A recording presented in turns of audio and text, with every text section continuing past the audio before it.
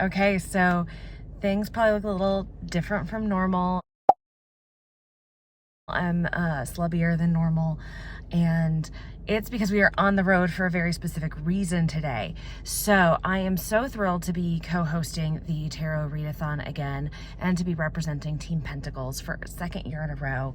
So it's mid-June right now. We still have a little bit of time before things start picking up, but it's not too early to start planning my TBR. And I had an appointment with my amazing esthetician, Jenny. She has her own spa. It's my first time visiting her new space, and she is the queen of woo-woo, positive energy, joy, and love. She is honestly one of my most ardent supporters amongst my in real life friends for this weird little book journey that I have here online. And I'm so deeply appreciative of her. And so with that in mind, I've brought my tarot and I'm gonna have Jenny pick out some cards for me for my TBR. So come on in with me. I'm gonna try to get a little bit of B-roll of her beautiful space, and we're going to figure out what July holds.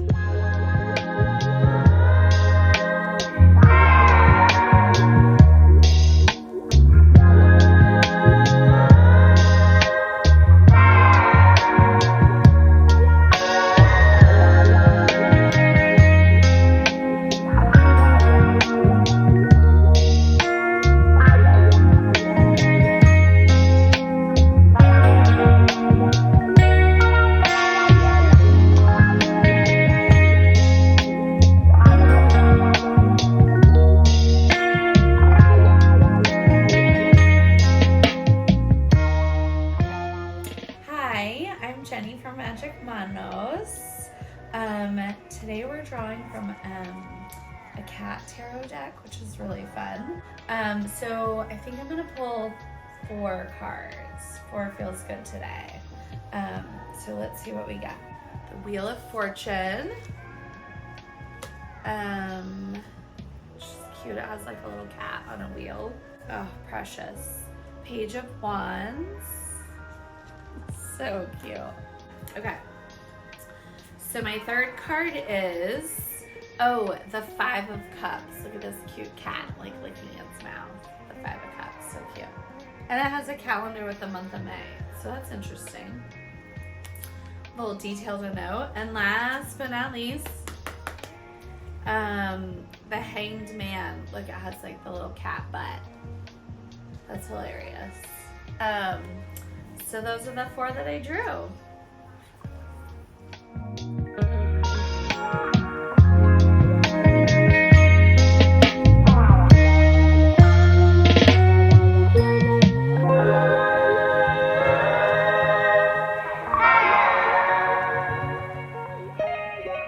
So those are the cards. So we're gonna start with the 4 cards Jenny pulled for me during my facial appointment. And first is 5 of Cups. Read a book that deals with themes of loss, grief, or disappointment. Page of Wands. Read a book that is outside of your comfort zone. Wheel of Fortune. Read a book that represents your favorite season. Hanged Man. Read a book that has mixed media elements. And now I do have the ability to redraw any card that I want as Team Pentacles, but for right now I'm going to try to stick with those cards and those prompts. We'll see how I feel as I get into it.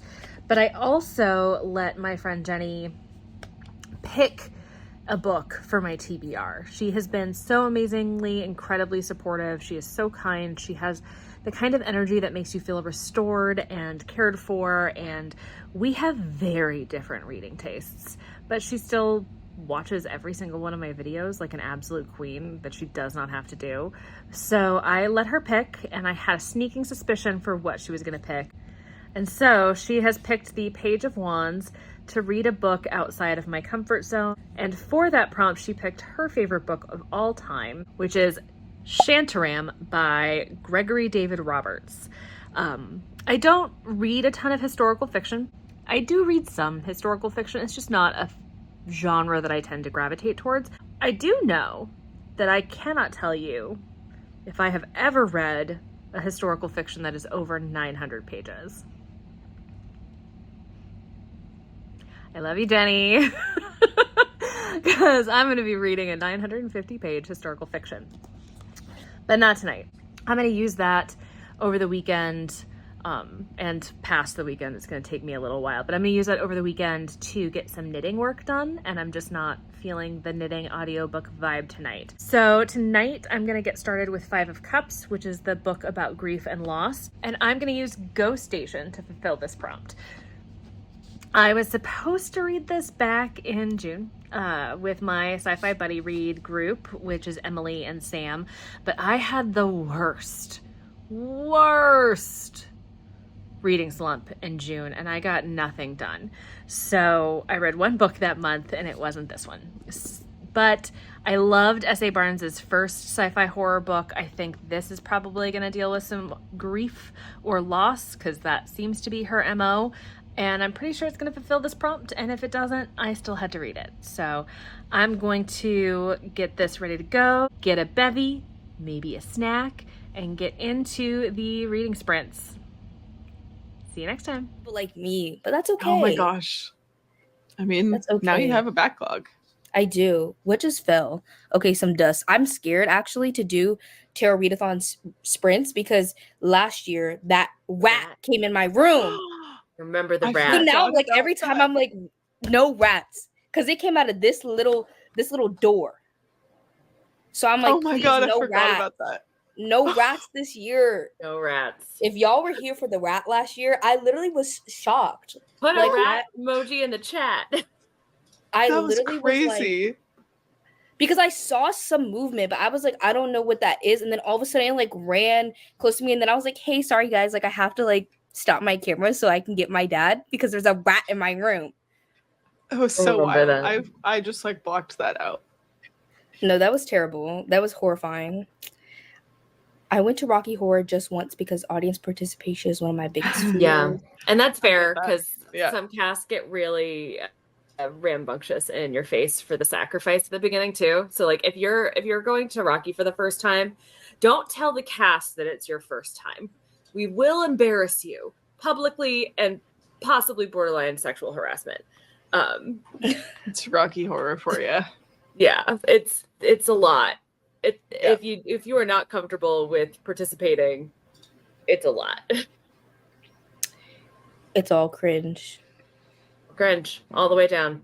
Okay, so we all know that I'm not the greatest at vlogging in general, but after my last clip, did all of those fun sprints, which I put some B-roll in for previously, and had to get a medical procedure done and go stay with my parents for a few days. So I didn't bring any books. I didn't really do any reading. I wasn't going to do any vlogging there. I got home yesterday, did some chores, got myself together, and right now I'm currently streaming again. Insert clip. But I loved it. I just wasn't scared by it. Next summer, we have a whole other year. Oh gosh, Emily, why did you make me read that so early? Sam is a harsh critic. I still can't believe he didn't like Floating Hotel, which if nobody's read Floating Hotel yet and you like cozy fantasy, but you're curious about cozy sci-fi, Floating Hotel is definitely cozy sci-fi. It is about a mystery reporter who these government forces have tracked down to a spaceship hotel, and you get like 20 perspectives of people working or staying at the hotel, going about their lives as this sort of mystery flows between them all. And it was really, really well done, and I enjoyed it very much. But apparently our friend Sam did not. This time we're on my channel having a really great time. So I got myself home, got myself together, did some chores. I actually made an ambiance video for the readathon specifically, all tarot themed. And then I filmed and uploaded a video that's going to go live tomorrow for my mid-year reading journal setup, because I've already filled up my journal for the last year and a half. So I've been weirdly content productive, but not reading productive. So my hope is that tonight I'll finish Ghost Station and move on to something else. But I have already started the audiobook for Shantaram, which is the book for the read something outside of your comfort zone prompt that my friend Jenny drew for me and then selected for me. Now this one is a 950 plus page book. The audiobook is over 40 hours. So I listened to an hour of the audiobook, which means that I got about like 3% into this book. But I will be chugging along on that, I think, for the whole month. That's my update. I'm gonna get back to sprinty sprints, but so far so good, guys.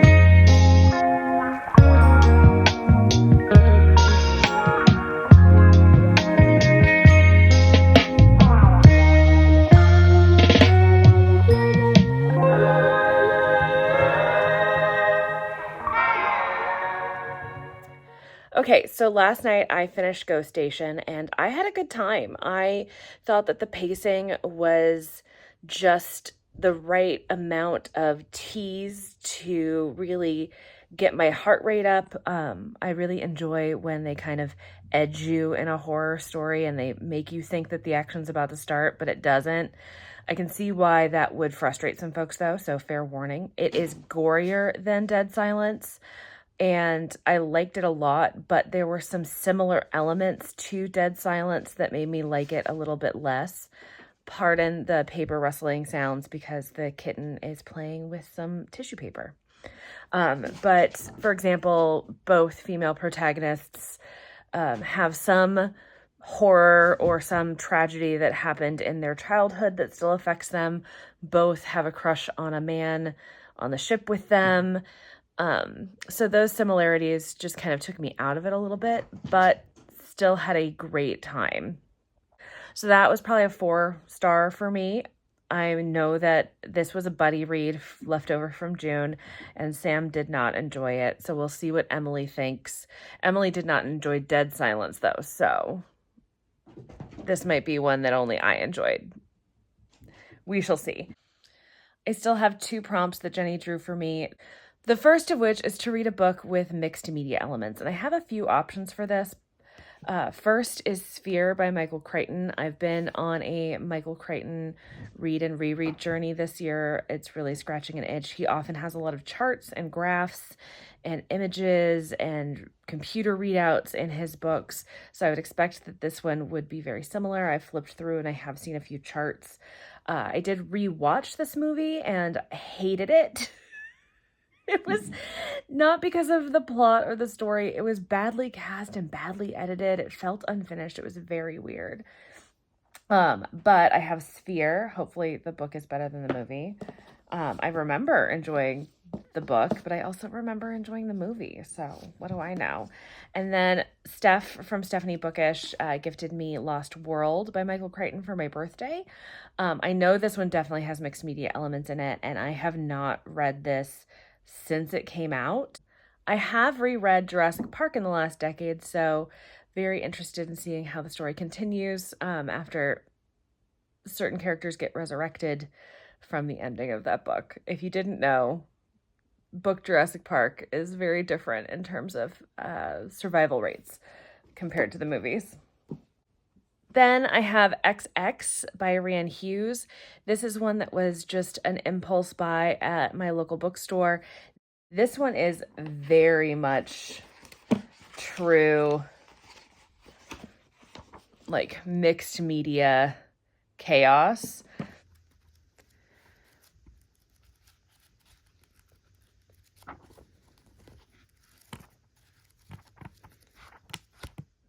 This one is definitely the most traditionally mixed media. It's really heavy, so I'm gonna rest it on my shoulder. But it reminded me when I first picked it up of House of Leaves when that first came out. And yes, I'm old enough to have had friends reading it when it first came out. It took my high school by storm. Everybody was reading it. So I did not. It looked confusing to me. So instead of going back and trying to reread House of Leaves, I thought, let me try my hand at this guy. And it has sat on my shelf ever since because it's intimidating as heck. The one, though, that I am probably going to read because I have just been in this mood lately is The Secret History of Twin Peaks by Mark Frost. So this is a mixed media book that expands on the Twin Peaks universe. It's a show from like 1990 to 1991 and a movie and a return series in 2017. It was one of my hyperfixations in 2020. So I've already read the final dossier, which took place after the return, only because there were so many unanswered questions in the return for me. But this came before the final dossier and talks about, as you would imagine, the history of Twin Peaks and the woo-woo weird stuff that was happening well before Special Agent Cooper ever showed his clean-cut little face in Twin Peaks. I have actually been thinking about rewatching Twin Peaks recently. I think it's in part because the algorithm is giving me a lot of Twin Peaks content. Also, partly because I watched and am obsessed with Fallout on Amazon Prime, and Kyle MacLachlan, aka Special Agent Dale Cooper, is a heavy feature in that, and one of the reasons that I was actually drawn to watching it. So I think this is my choice for the next read, but let me know in the comments if you think I made a mistake. And while I'm still waiting on some card pulls from Noelle 7 Pages, I did one of her Ko-Fi coffee tarot readings, which link in the description because they're amazing. She does such a wonderful job and makes it so wonderfully personal. But I decided to commission a tarot reading and use those cards as prompts for the readathon.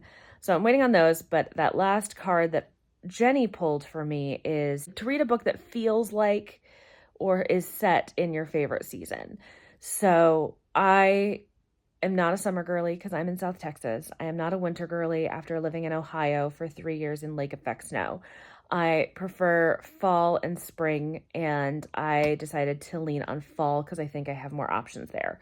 But I'm going to give you 4 options for fall books that either are set in fall or feel like fall, and I would love to know what you think I should read down in the comments. I have 2 books that are definitely set in fall and 2 books that just feel like fall for me.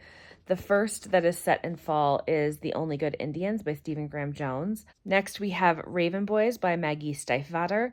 So now we're getting into the things that feel like fall to me, having not read these books. So if I'm incorrect, let me know. But first, we're going to go with Butcher and Blackbird by Bryn Weaver. This is all over the interwebs. Everybody's been reading it. This was very kindly gifted to me for my birthday by Christine from the Roomies Digest.